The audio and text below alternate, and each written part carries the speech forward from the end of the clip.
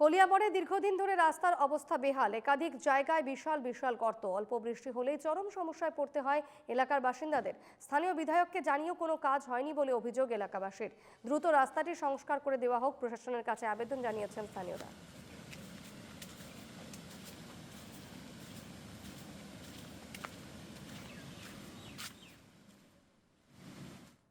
এইটো 20-30 বছৰ হৈ গৈছে বেয়া আছে ৰাস্তা হোৱা নাই এতিয়ালৈকে।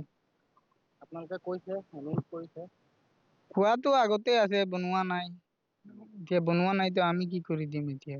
বেমাৰী কেনেকে বেমাৰী আৰু হাতত লৈ আনিব লাগে, গাড়ীও নাযায়, বুলেটও নাযায়, চাইকেল দি ঠেলি আনিব লাগে। স্কুলীয়া ছাত্ৰ ছাত্ৰী এনেকাই খোজকাঢ়ি যায় বোকাত। এতিয়া ৰাস্তা বনোৱা থাকিলেহে খোজকাঢ়ি যাব ভাল ভাল পিন্ধি, এনেকাই বোকা চুকাই যায় আৰু। ক'ৰ পৰা ক'লৈ গৈছে পথছোৱা? ক'ৰ পৰা ক'লৈ গৈছে পথছোৱা? এইটো হাট বাগানলৈকে। কিমান কিমান কিলোমিটাৰ? 3 কিলোমিটাৰ হ'ব। আপোনালোকে কৈছে আগতেও বনাবলৈ? কোৱা আছে।